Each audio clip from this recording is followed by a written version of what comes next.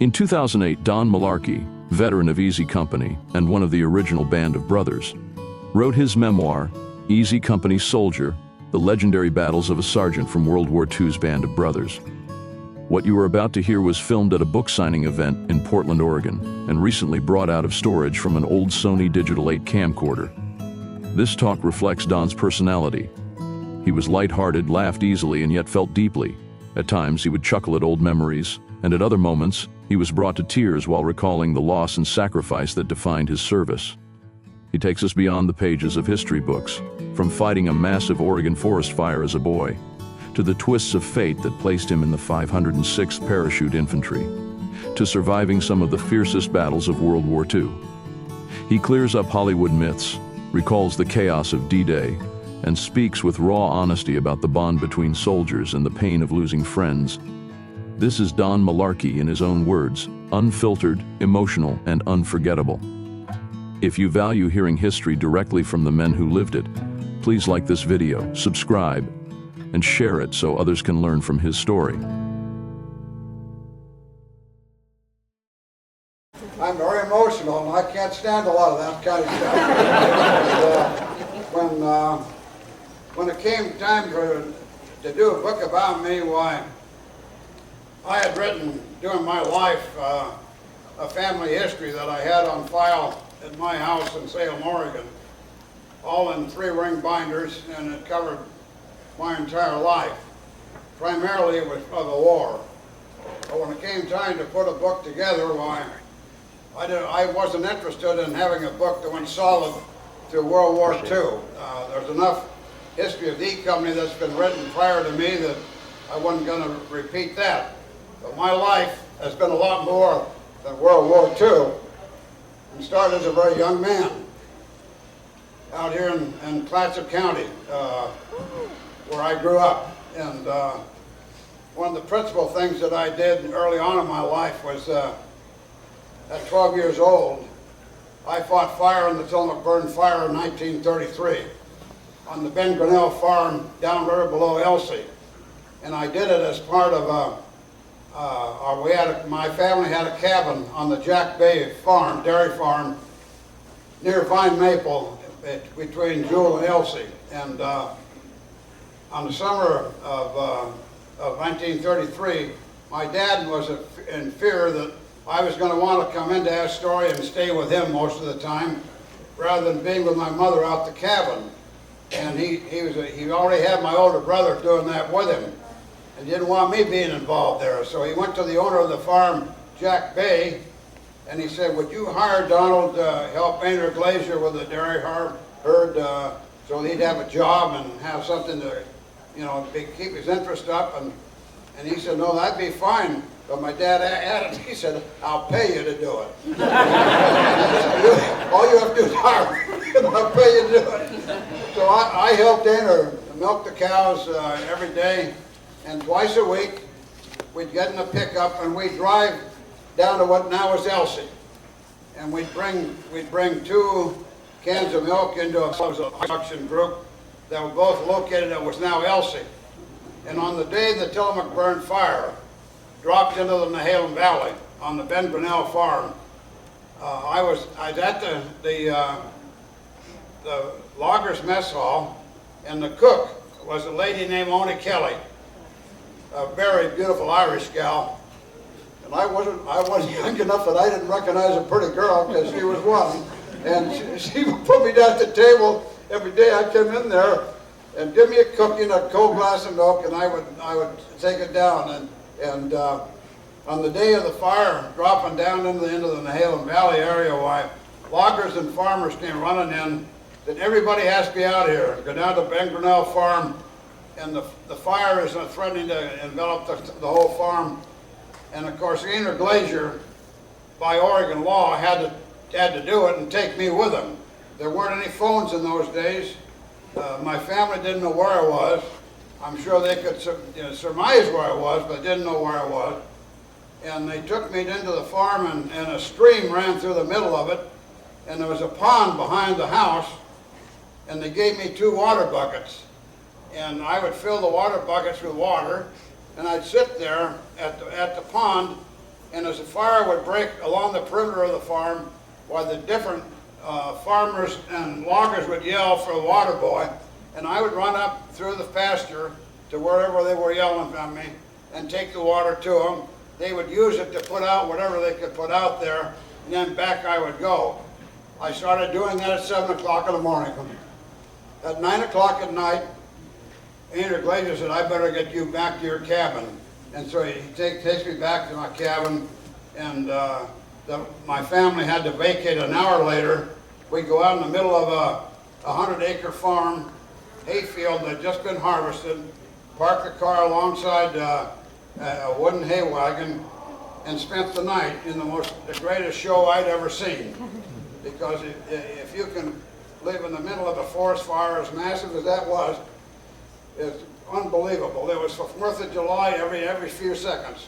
And about 3 o'clock in the morning, a big power smoke ball comes up from where the Douglas fir trees where our cabin was, and we knew what that meant. Our cabin is gone. So we watched the fire progress during the night, go all the way across the Nehalem River, and end up on a cluster of high ground over there called Red Bluff. And that's where the Tillamook Burn fire ended. Nobody in the State Forestry Department knows it today but me. I'm the only one, period, that knows it. They think it ended up in a lot different places than what it did. But I can tell them the exact place where it ended up. But anyway, I got back to that story the next morning, and that ended my days out in the Nehalem Valley, because before we had another cabin to replace the one we had, I was 15 years old, and I went to work on a salmon seining ground on the Columbia River in Astoria, and I never went back out into the Nehalem Valley. In 1948, when my wife and I were married upon my graduation at the University of Oregon, we moved to Astoria, and I had a job with a Level Auto Company as some kind of a minor executive of some kind, who were very close friends of mine.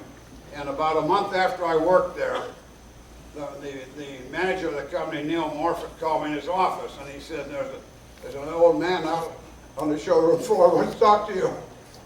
So I went out there, and I held my hand out, and I said, "I'm Don Malarkey." And the old man said, "I'm Ben Grinnell."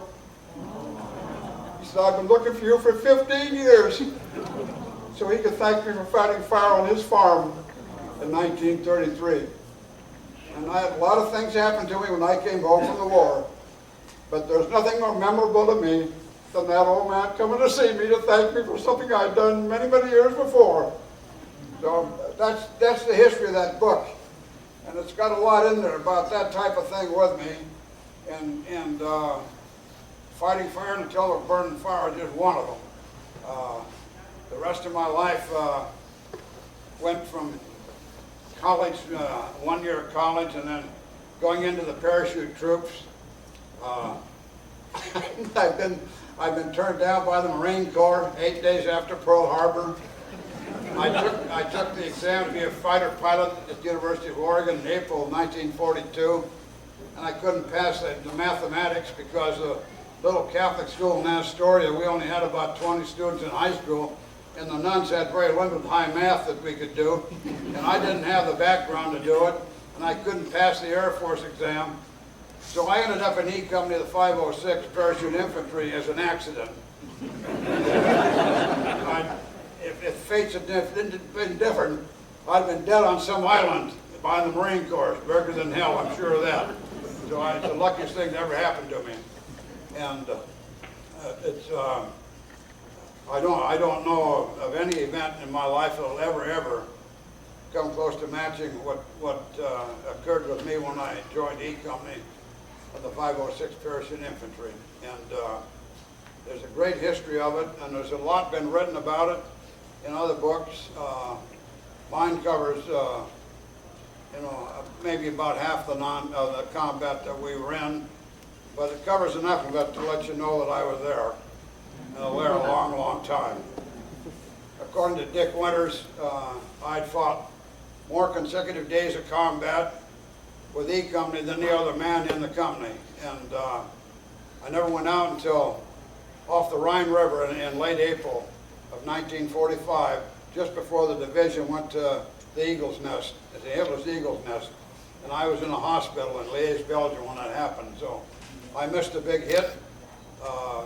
Later on, in 1890, I was down in Florida to visit a close friend of mine named Don Moon, who was in my company.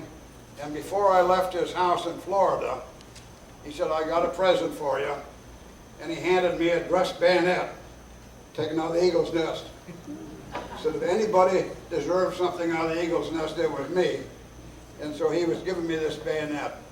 2 years later, I get a hat box in the mail, a beautiful woman's hat box from his wife. And his wife was a model in New York. And every picture, I mean, every bluebonnet margarine thing there is has his wife's picture on it. And I get this hat box from her. And open it up, he'd passed away, and lift it up, and there sits the Luger out of the Eagle's Nest that he gave me when he died. So I got two things out of there, even though I wasn't there myself to grab them. They sit right now in a Wells Fargo dungeon in Salem, Oregon, and they'll be there, I guess, forever. I don't know when I'll get by there, if ever. Anyway, that's a brief account of what involves my life a little bit. I can answer some questions. If the time is right, I'll be glad to do that. Does anybody have any questions? Who did you say you got the Luger from?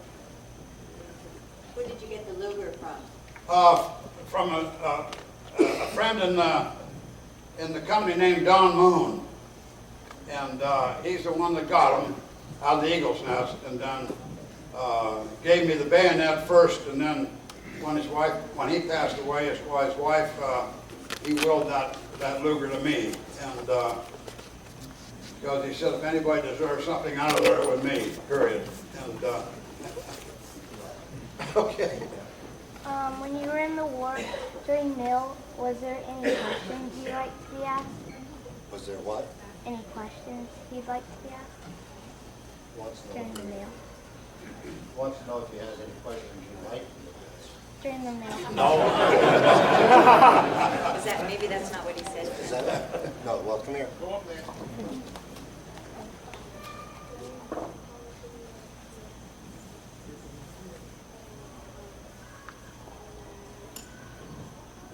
Oh, you want to know why he was in the war? He wants to know why you were in the war. I was in the war because it was my obligation to be in the war, and I wanted to be in the war. There's no doubt about that. My dad's two brothers had lost their life in World War I. The youngest one was at Château-Thierry in France. He was killed there. He was 18 years old. The other brother returned home gassed, but he was backfield coach at Stanford University for 1 year. And then the gas stuff that damaged his lungs set in, and he spent the next 5 years of his life in a veterans hospital before he passed away. But both of them lost their life in World War I. I had plenty of reason to go to war, period. And whether that happened to my family or not, I still would have been there in serving this country as I should. Question all the way back. Hey, Don. Yeah, Huey. Don, how are you? Huey's back there. Dan. Hey, Sam. Dad, my father used to tell me a story about the first engagement when you landed in Normandy, the Battle of Brécourt Manor. You were in that particular engagement, and is it true that you went out into the field of fire because you thought you could get a Luger from a dead Sherman and you put yourself in harm's way? Did you hear him? For a pistol? Well, HBO takes the privilege to do things with people when they're creating something. I was asked probably 100 times you know, telling people, I mean, people telling me that was a great gimmick, you know. So one day I'm leaving the house in Salem, and I told my wife Irene, I said, the next guy that asks me about that, I said, I'm going to knock him on his fatty. Right off the bat, the postman was there. And he asked me, and I told him, I said, no, I said, there's nothing Hollywood about that. What happened was, is when they knocked the first gun out, one of the German gunners was laying down dead underneath it, and the other one ran out in the field about 25 yards and was laying there. And he had a canvas container on his side. And I sat behind the hedgerow looking out there at him, and I swore that he had a Luger on his side. So I were running out there thinking in terms of being able to tell my dad I got even in a hurry, you know. And I knelt down beside him, and as I knelt down beside him, Dick Winters was at the second artillery piece, yelling at me. He said, "You idiot!" And I stood up at that point. They weren't firing at me then until he yelled. I jumped up, and then they started firing. So later on, why, he didn't call me an idiot. He said, I called you a stupid idiot. And I was all of that. But that is factually right. The other thing that happened on the D-Day recreation of it is that before we got to Brécourt, Bill Garner and Joe Toy and I were moving east along the coast road towards Causeways 2 and 3, which is what our objective was. As we're walking along the road, we passed 8 Germans, prisoners, and one of them from a guy way behind yelled at him, said, "Where are you else guys from?" And the guy said, "Portland, Oregon." So I turned around and I walked back and I said, "Who said that?" And this German sergeant said, "I did." And I said, "What do you mean you're from Portland, Oregon?" He said, "I am." I said, "Well, what are you doing here?" And he said, "I returned to Germany in 1938 when Hitler called for the return of all true Aryans." So I left Portland and I went back to Germany. Then I asked him, I said, "What did you do in Portland?" He said, "I worked for Smith Steel Company in Northwest Portland." At that point I laughed at him because I worked the summer of '42 before I went in the parachute troops right across the street at Monarch Forge Machine Works, both companies doing the same thing. And I told him that. So anyway, I asked him then, I said, "Well, what do you think of yourself now?" I think I made a mistake. In that segment, they show Lieutenant Ronald Spears from D Company walking up to him, get him a cigarette, and then supposedly gunning him down. I don't think that happened. But later on, when we were attacking Carentan, France, E Company had crossed the Douve River estuary. We were on the outskirts of Carentan when we heard a lot of Tommy gun firing behind us. And so we yelled back through the ranks and said, "What's going on back there?" And it came back to us that Lieutenant Spears from D Company had these Germans that had come up out of the swamp after we passed there, surrendered, and he did give those guys all a cigarette. And then he walked across the road and he turned around with a Tommy gun wide open and killed them all. And that did happen. But they might have been, HBO was maybe throwing something into the earlier D-Day part of it for effect of some kind. But Ronald Spears did that. There's no doubt about that part of it. But anyway, those two events they were factually right, particularly the one about going out in the field after that, what I thought was a Luger and wasn't, and the gunning down of the paratroopers later happened, but not on the D-Day part that they showed in it. There are other things in the series that they ran that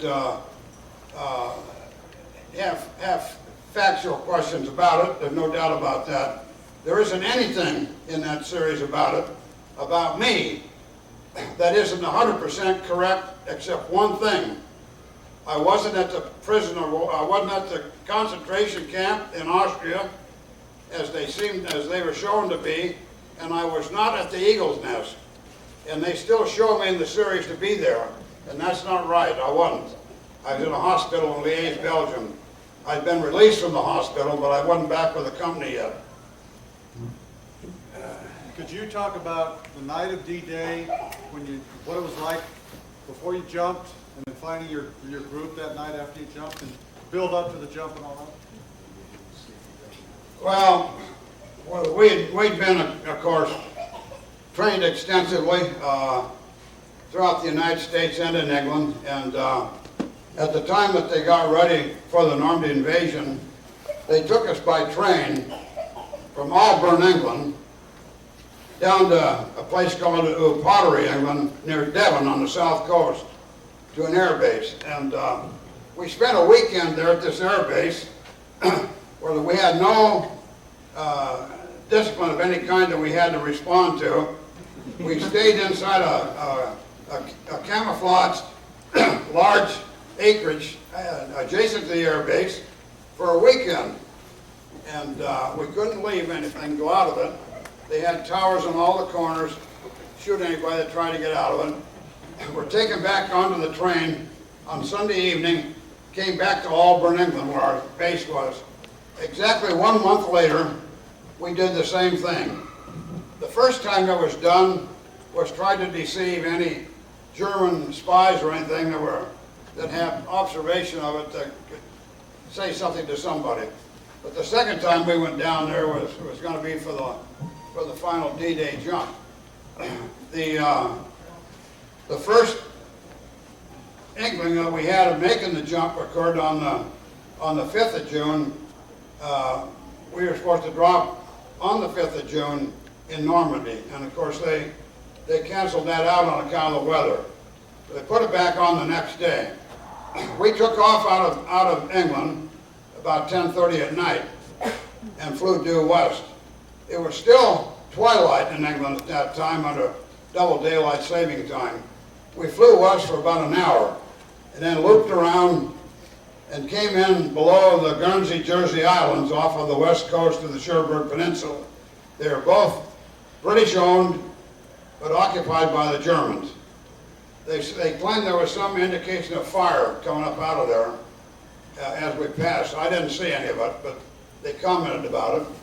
We then flew due east towards Saint-Marie-Glisse. As we moved inland, the pilots could detect anti-aircraft and anti-aircraft or machine gun fire coming up for the planes ahead. So they took evasive action, dropped the planes way down. They were supposed to maintain an altitude of around 1,000 feet, but they dropped down to virtually on the treetops, maintained a high rate of speed, and as we cleared Saint-Marie-Glisse, then we got a green light to go. My plane with Buck Compton as the jump master, and Bill Garnier and Joe Troy and I were the next three guys out after them. All went out, the 18 guys out of the plane. There were only the three of us, Bill and Joe and I, that were together. The rest of them were all mixed up somewhere. We never did see them. We did see Buck Compton as we got to a place called Le Grand Chemin, which is where we made the attack from on the guns of Brécourt. And we found Buck there. What happened to the rest of them, we don't know. But anyway, we went out at a high rate of speed. I had jumped a 60 millimeter mortar. My weapons, all the equipment I had to carry with me. I had about, counting the weight of my parachute, about 245 pounds on my body. They took two guys pushing me to get me up in the plane and two guys pulling me from up on top to get me up in the airplane. If I would have landed on open country, in an open pasture, there's no doubt I would have been broken to smithereens. But as fate happened, the canopy of my chute drifted over a high elm tree. And I swung down on my back, hit the hedgerow, and a very, very soft landing. My feet were actually touching the ground. In 1984, I was the first person to return to Brécourt on request of the family, and Dick Winters asked me to do it. And my wife and I, with Louis de Vallier, one of the youngest son, found that field where I landed, and took me out and stood me by what would be, now may not be the same tree, but was the tree. And I found exactly where I had dropped on D-Day. And anyway, I was very, very lucky. Bill and Joe landed in the open pasture. Joe had a British leg bag that he lost on the jump, as most of the other guys did too. Bill was in the middle of the field. He didn't jump with anything except his weapons and stuff, so he was in good shape. The three of us were together all night until we got to a place called La Grande Chemin, and then ran into the group of men there that were ordered to make the attack on the guns of Brécourt. Anyway.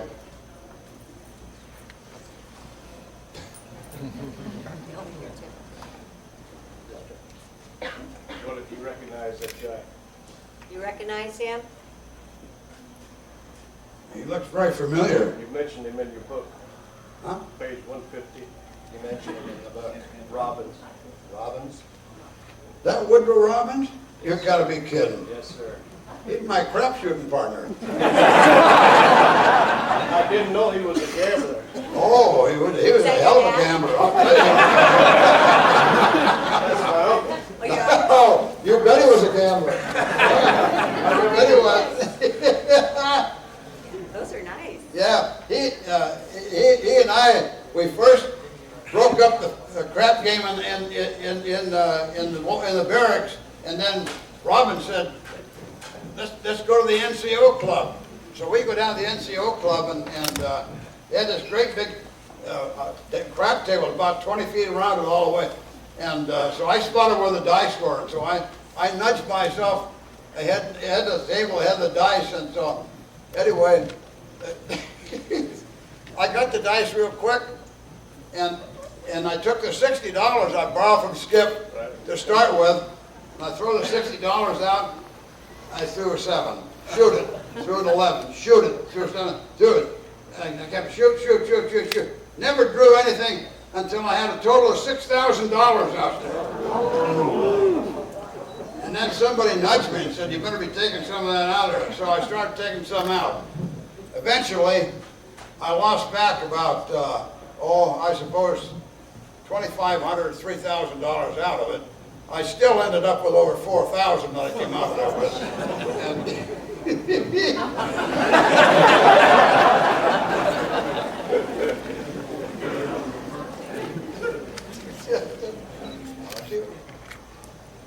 Go ahead. I was struck by the HBO series in how this band that you were together with had to lose and inherit new men along the time period. Could you talk a little bit about what that was like? Oh, about losing the men that you went through camp and everything with, through the war, And inheriting new ones. and getting the replacements. Well, it's a hard subject to talk about. I don't mean to put you on the spot about losing, but Yeah. I noticed inheriting new men all the time and how that affected your group. Well, it's a lot of emotional stuff involved there. It's hard to, it's like we had 2 women in Auburn that did laundry for us. And so shortly after we returned from Normandy on D-Day, I'm down to get my laundry. And one of the gals are there, and she said, well, you want to take something back to some of these other guys? And so she was pointing out these different, laundry things, I did take one, and I didn't know at that time that all of them that she was pointing out, that had laundry there that hadn't collected had been killed, see? And but so I didn't really know what the whole story was on that. But we never had verification until months later that our company commander and our company headquarters plane had been gunned down and everybody killed. We didn't know that till later. And but anyway, the hard part about it is we of course get replacements right away, and then we have to integrate them into the company with us and explain, you know, who they might be succeeding one way or another. You never ever get over what goes on in your mind in combat. My best friend Skip Muck, we were a mortar gunning team together under Dick Winters. We had been from Toccoa all through the United States and into England. And after we were in England, why, he came to me and he said, I'm going to split you two guys up. He said, you'll both be non-coms one of these days, and you shouldn't be together. A couple weeks later, why, somebody came to me and said, do you know why he split you up? I said, yeah, they're going to be non-coms someday. He said, no, that wasn't the reason. He said, you're too good of friends. And he said that if something happens to one, the other guy won't be any good anymore. So the best thing to do is get them separated. On the 10th of January, 1945, Skip was killed at Bastogne, Belgium.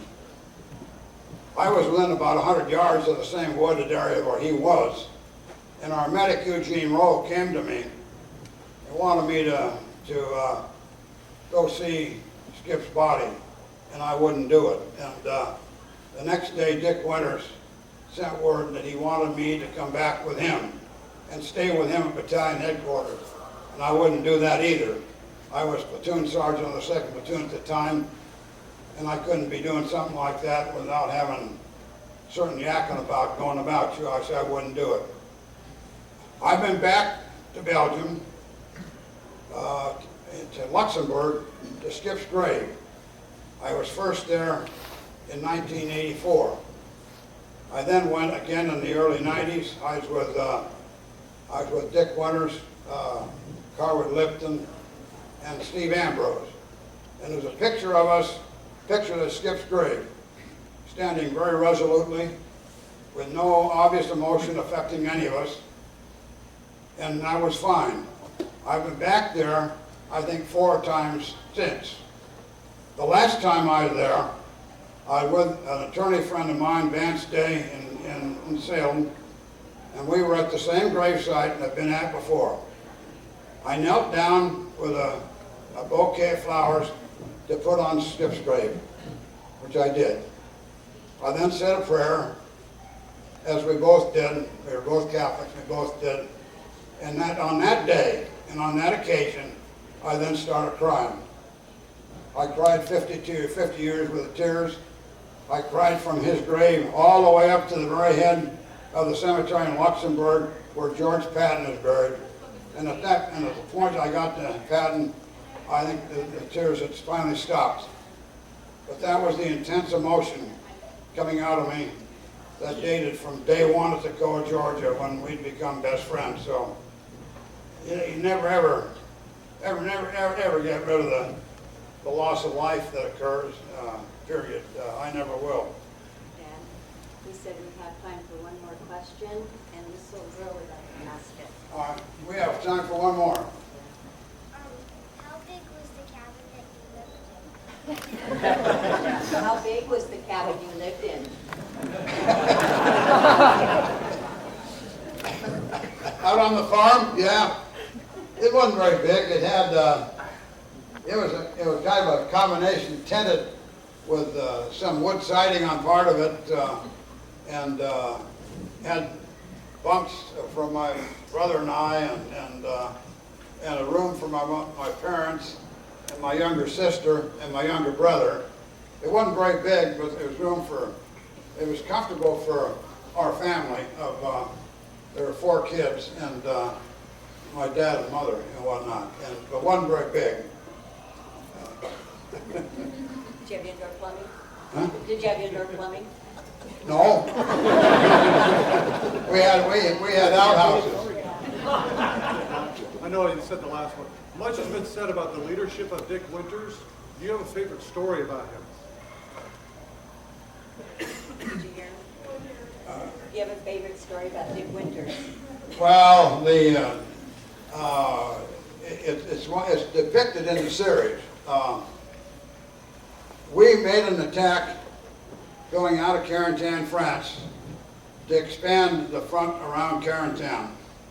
The attack was made with American armored units, and as we got about a mile and a half out of Carentan, we ran into a Panzer task force coming in to retake Carentan.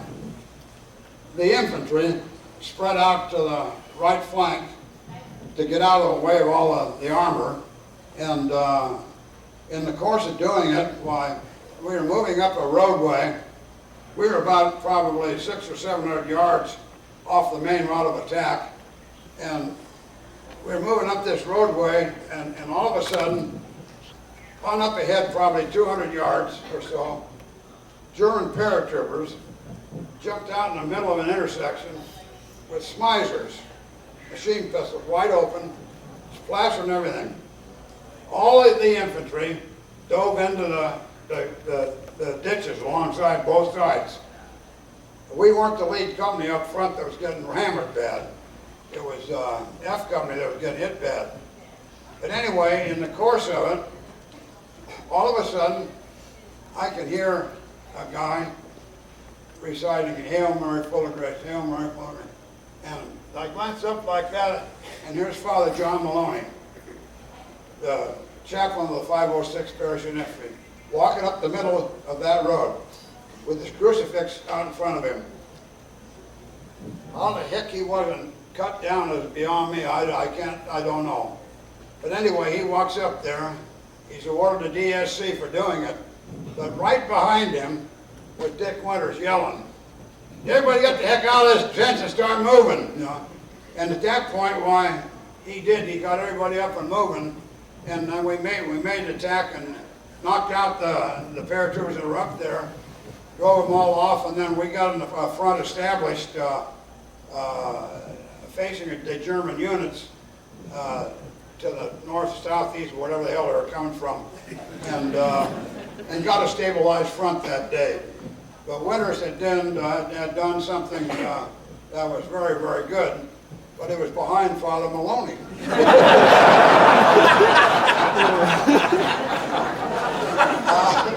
Father Maloney was very, very close to the E Company. He attended all our reunions.